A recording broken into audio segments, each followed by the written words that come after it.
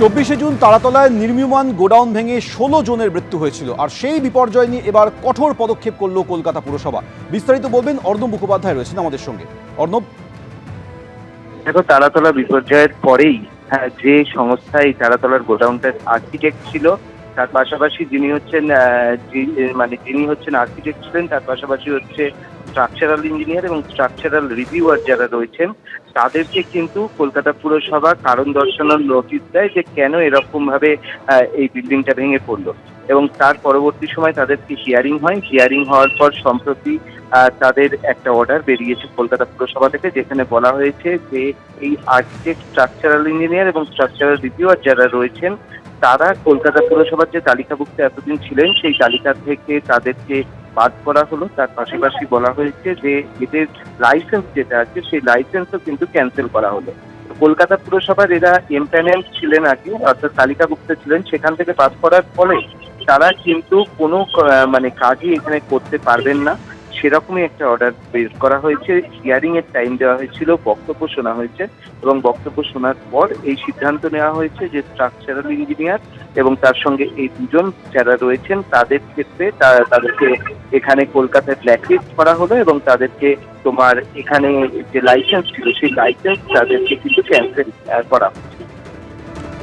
অর্ণব ধন্যবাদ। গত 24শে June তারাতলায় নির্মীয়মান godown ভেঙে 16 জনের মৃত্যু হয়। লোহার বিমের ওপরে যে স্ট্রাকচার ছিল হুড়মুড়িয়ে ভেঙে পড়ে, সেই ঘটনায় 16 জনের মৃত্যু হয়। তারপর থেকে কঠোর পদক্ষেপ করে রাজ্য সরকার এবং কলকাতা পুরসভা। প্রত্যেকের বিরুদ্ধে, দোষীদের বিরুদ্ধে কঠোর পদক্ষেপ করা হবে বলে হুঁশিয়ারি দিয়েছিলেন মুখ্যমন্ত্রী শুভেন্দু অধিকারী। তারপরেই কলকাতা পুরসভার তরফে এই কঠোর পদক্ষেপ করা হলো। আর্কিটেক্ট, স্ট্রাকচারাল ইঞ্জিনিয়ার এবং রিভিউয়ারের লাইসেন্স বাতিল হলো।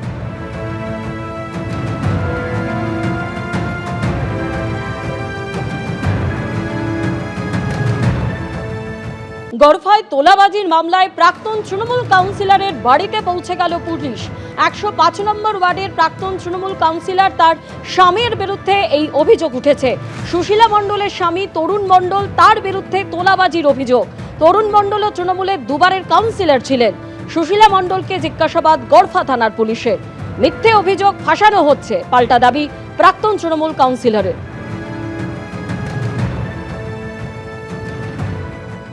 তোলাবাজির অভিযোগের তদন্তে এসেছে গড়ফা থানার পুলিশ কলকাতা পুরসভার 105 নম্বর ওয়ার্ডের তৃণমূল কংগ্রেস কাউন্সিলরের প্রাক্তন কাউন্সিলরের বাড়িতে।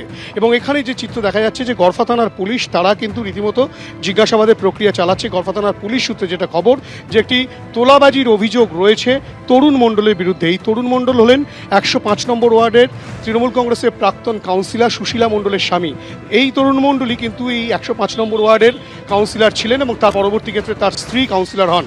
কলকাতা পুলিশ তারা কিন্তু রীতিমতো এসেছে, তারা কিন্তু জিজ্ঞাসাবাদের সেই প্রক্রিয়া চালাচ্ছে এবং সেই প্রক্রিয়া চালানোর পর গড়ফা থানার পুলিশ ফিরে যাচ্ছে, কেননা তরুণ মণ্ডল তিনি বাড়িতে নেই এবং এই তরুণ মণ্ডলের বিরুদ্ধেই কিন্তু মূলত অভিযোগটা উঠেছে তোলাবাজির। এবং তারই তদন্তে কলকাতা পুলিশ এবং গোটা ঘটনায় কিন্তু রীতিমতো পুলিশের তরফ থেকে তদন্ত করে দেখা হচ্ছে, তেমনটাই পুলিশ সূত্রে খবর। এবং বেশ খানিকক্ষণ তরুণ মণ্ডলের বাড়িতে কিন্তু থাকেন কলকাতা পুলিশের গড়ফা থানার পুলিশ আধিকারিকরা, তারা জিজ্ঞাসাবাদ করেন এবং তারপর বেরিয়ে যান এবং তরুণ মণ্ডলের খোঁজে তল্লাশি চলছে, তেমনটাই পুলিশ সূত্রে খবর।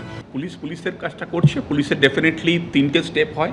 একটা হচ্ছে এফআইআর এর নাম থাকলে পুলিশ প্রথম রেড করতে পারে, যদি অ্যাবসকন্ড করে police warrant of arrest issue করতে পারে, বা হয়তো অলরেডি ইস্যু হয়ে গেছে। আর তারপরে যদি ওয়ারেন্ট এক্সিকিউশন না হয়, পুলিশ তাকে ডিক্লেয়ার করে অ্যাজ প্রোক্লেমড অফেন্ডার বা ঘোষিত অপরাধী। তো পুলিশের কাছে 3টে অপশান খোলাই রয়েছে। তো পুলিশ ন্যাচারালি অপশানগুলো এক্সহস্ট করবে, তার প্রসিডিওরকে মেনটেন করবে। তো পুলিশ যেখানে এভিডেন্স পাচ্ছে কারোর ইনভলভমেন্টের, পুলিশ তো সেখানে রেড করতে যাবেই, দ্যাট ইজ ন্যাচারাল। প্রায় 7 ঘন্টা পুরনিয়োগ দুর্নীতি মামলায় এখনো মদন মিত্রকে ম্যারাথন জিজ্ঞাসাবাদ করছে ইডি।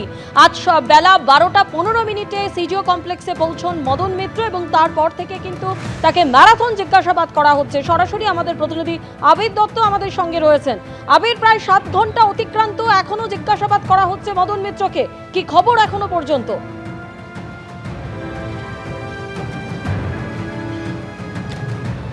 একদমই, প্রায় 7 ঘন্টা অতিক্রান্ত, এখনো পর্যন্ত জিজ্ঞাসাবাদের পর্ব চলছে। মদন মিত্রকে পুরো নিয়োগ দুর্নীতি মামলায় তাকে আজকে তলব করা হয়েছিল। তিনি 12টার কিছু পরে এসে পৌঁছন এবং তারপর থেকেই দফায় দফায় তাকে জিজ্ঞাসাবাদের প্রক্রিয়া চালানো হচ্ছে। ঠিক যেটা জানা যাচ্ছে যে তার ব্যাংক সংক্রান্ত বিষয়ে তারা বেশ কিছু লেনদেন দেখতে পাচ্ছেন তদন্তকারীরা, যে বিষয়ে তারা জানতে চান, এবং সেই জন্যই মদন মিত্রকে বলা হয়েছিল ব্যাংক সংক্রান্ত বেশ কিছু নথি নিয়ে আসতে।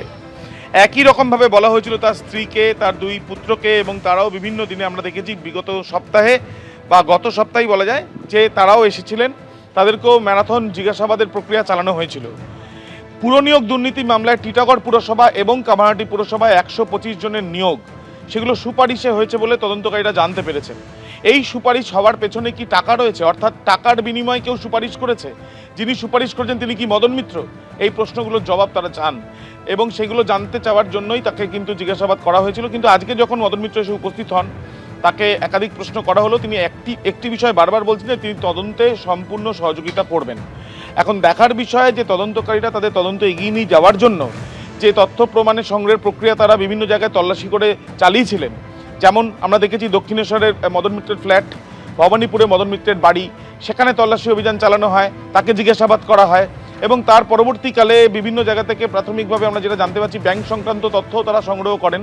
2016 থেকে 2017 সালে তার একটি অ্যাকাউন্টে বেশ কিছু ট্রানজাকশন, এবং সেই ট্রানজাকশন যখন হয় তখন একটি সংস্থার তিনি সদস্য, এবং সেই সদস্য তিনি ছিলেন কি ছিলেন না, বা সেখানে সেই টাকাটা এলো কোথা থেকে, সেই টাকার পেছনে কি মূল কারণ হচ্ছে পুরনিয়োগ দুর্নীতি, সেই বিষয়ে জানার জন্যই তাকে এই জিজ্ঞাসাবাদের পর্ব চলছে, এবং এই ম্যারাথন জিজ্ঞাসাবাদে এই একাধিক বিষয়গুলো তারা জানার চেষ্টা চালাচ্ছেন, এমনটাই ইডি সূত্রে খবর। ধন্যবাদ আবি।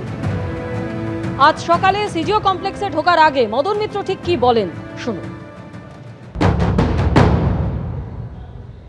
যা বলার ইডি আমায় ডেকেছে, আমি উত্তর দেব। কোনো ডকুমেন্টস চাওয়া হয়েছে?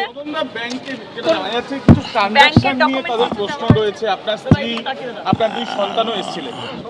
এখন ব্যাপারটা হচ্ছে যে ওরা কি জিজ্ঞেস করবেন এটা তো আমি জানি না। কোনো ডকুমেন্টস চাওয়া হয়েছে ব্যাংকের? না, আমার কাছে যা ওরা বলবেন আমি সহযোগিতা করব। পুরো নিয়োগ দুর্নীতি মামলাতে অফিসিয়াল এজেন্সি যাকে তারা মনে করবেন ডাকতেই পারেন, দেখেছেন আমরা এসেছি, আমরা we are there to cooperate.